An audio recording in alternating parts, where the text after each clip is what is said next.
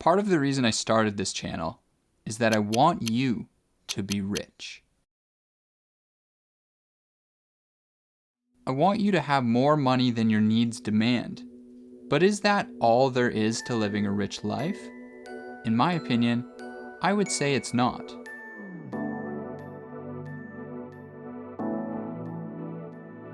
Everyone will have a different answer to this question, but if you imagine yourself in the future, looking back on your life today, I think these 5 reasons would be part of why you could say you are rich, however you choose to define it.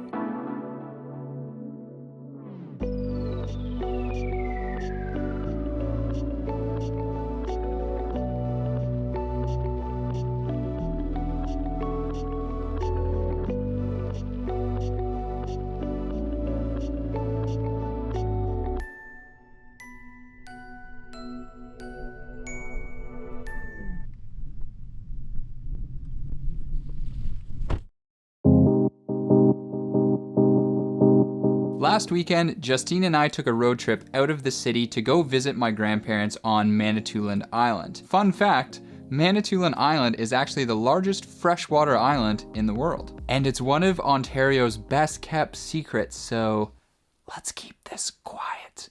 Its lakes and forests are incredibly beautiful, especially this time of year. My grandparents, or my Baba and Jaju as I call them, first established themselves on the island in the 70s, and they've been there ever since. Looking at a large lakefront secluded property like this, you might think to yourself, well, Steve, it looks like you came from money. I bet your grandparents came from a very wealthy family. This couldn't be further from the truth. First of all, my dad has a phrase that he likes to repeat to me very often. He says, Steve, we'll support you emotionally, just not financially.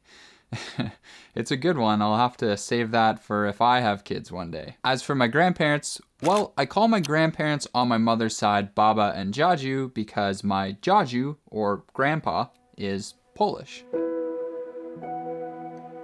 His family were farmers in Poland, and like many farmers at that time, they were very poor.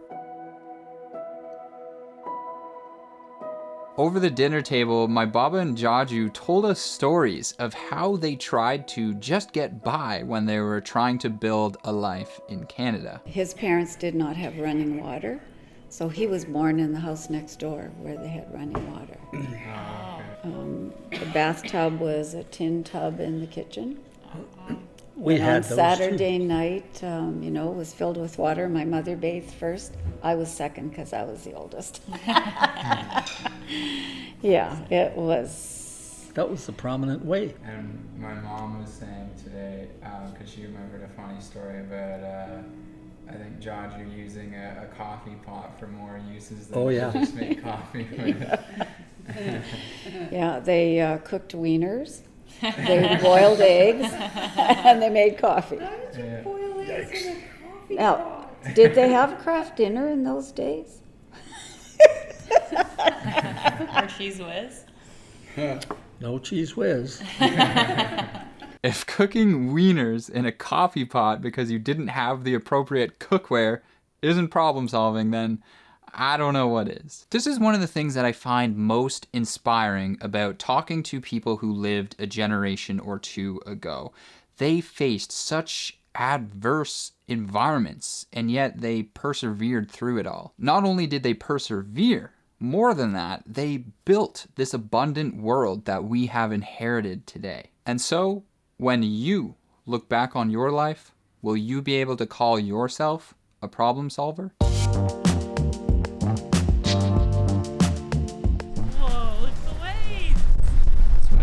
Fall water. I feel like fall water is warmer than like early summer spring water. Alright, we're going to check the temperature of it here, so let's go. Oh! I just soaked my shoe. Okay, I'm just gonna take these off and I'm gonna go out a little bit. Whew.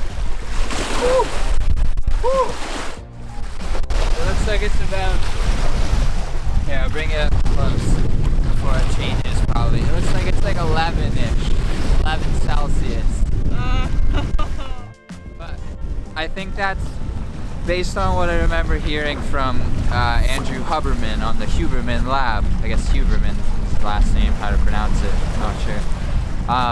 On his podcast on dopamine, I'm pretty sure he's saying the ideal temperature is somewhere around like 12 to 14 degrees Celsius, I think. I might be wrong though, So but this close. might be a really good temperature. Here we go. Here we go. Here we go.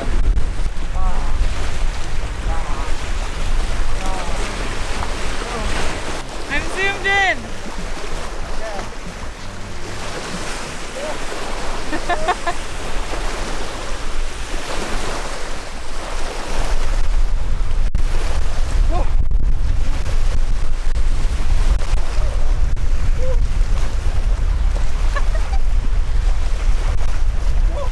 Delayed gratification is all about accepting some short-term discomfort for a long-term gain. And now, I can assure you, that cold dip was definitely some short-term discomfort at first. But as Andrew Huberman, or Huberman, sorry, I just can't get that name straight, as he shows, things like cold exposure are incredibly beneficial for our dopamine management as well as our overall health, it seems. The ability to delay gratification is a character trait that I always see when I study someone who has become rich in some aspect of their life. When it comes to building wealth, they realize the implicit relationship between spending money versus investing that money. When they look at the brand new iPhone, they don't just see the $1,200 price tag.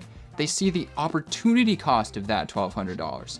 If that money was otherwise invested, earning a rate of return of 7% per year for 30 years, that phone actually costs over $9,000. How many of these chances to delay gratification are you missing out on your life today? Yes, of course, you need a phone. But do you need the latest and greatest phone? I'm not saying that we should make ourselves miserable in the present with the hope that one day we can actually fully enjoy our lives. I think what I'm saying is that there's a difference between what we want and what we need, and there's a way to strategically manage the difference between those two things. So, when you look back on your life one day, will you be able to look at your past self and say, thank you. Thank you for what you did for me. I'm grateful. Now you may be wondering, if my Jaju came from such a poor background and he and my Baba were able to build this life in Canada, all while raising 5 children, no less, how did they actually accomplish this? Well, the answer is simple. They served other people. My Jaju took an interest in pharmacy after hanging around a local pharmacy as a young kid, and so he decided that he was going to go away to school and study it. But while he was in school, he found that things like money and even food were hard to come by. Some weeks, like, you wouldn't be able to eat Oh, yeah. because the money wouldn't arrive. A money order would come in the mail, and if it didn't come, There was no money. I mean, you didn't have an extra dollar anywhere. No. So Yeah. you I'd just have a credit didn't- card. You just didn't oh eat that God, week. There was no such thing as personal bank accounts. You know, when I was in training for the 3 years, my parents gave me $1 a week because that's all they could give me. Yeah. And I don't really remember what his parents sent, but his dad was a very low-wage earner. And basically, they sent probably half their income to keep him in school. Wow. So, you know, those were different times, for sure. Despite all this, he graduated and became a pharmacist, and my Baba became a nurse. Sometimes I think we imagine somebody who's rich monetarily or rich in health or rich in happiness as somebody who went out into the world and conquered it for themselves. But is this necessarily true? Someone with a selfish bent may definitely, in fact, find themselves in a position where they are wealthy. This is true. But could they say that they are also healthy? Happy? Maybe not. We often hear that the best way to make money is to provide value. Well, how do we do that? How do we provide value? I would suggest it's by serving others. Any successful business in the world has been built by serving a need. The product or service that they create has been built to solve a problem in the world. So in the future, will you be able to look around yourself and say to yourself that I earned this by serving others? Appalachian sunrise meets my skin.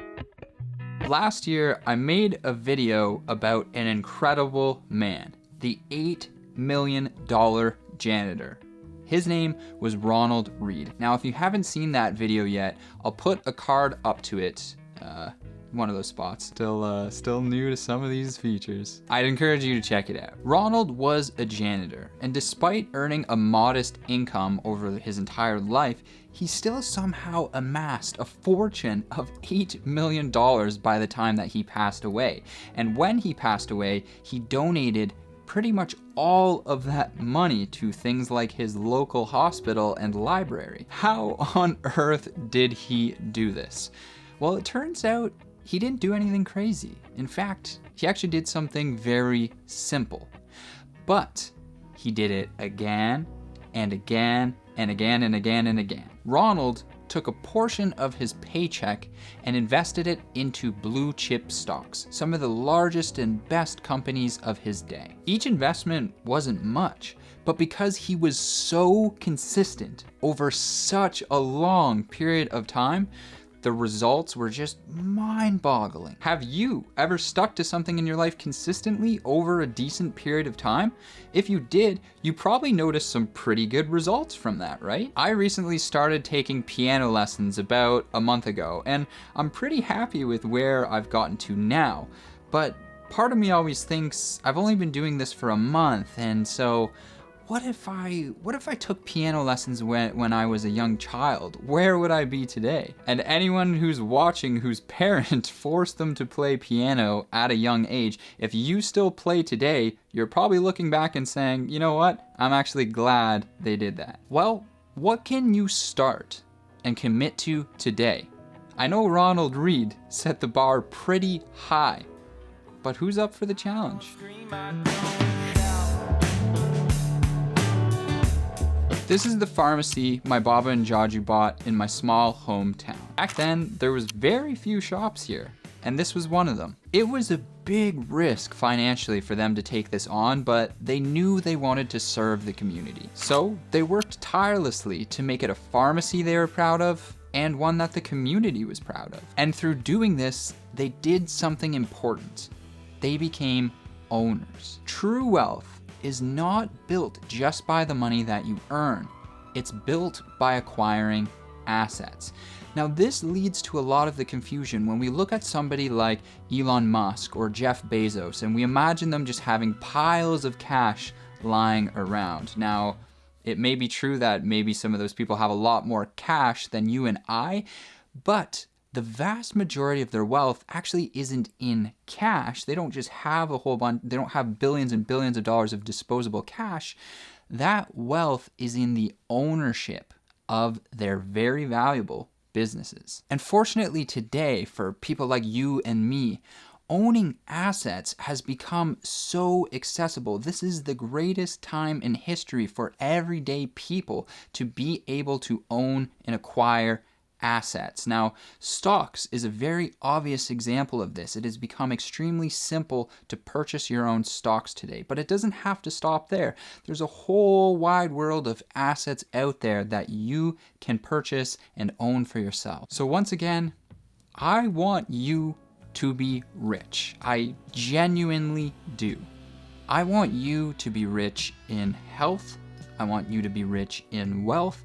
And I want you to be rich in happiness. And it is my hope that these 5 ideas I've shared with you today can be part of the reason why. And it was my first experience with iced tea. you know, because in the Is that the States guy? everything was sweetened or non-sweetened iced tea. No, not that guy. Oh, he's the guy you met in the sauna or the elevator. I can't remember. One of the hotels. Mr. T. Sauna. Yeah, in the sauna. Munn said all he was wearing was a gold chain.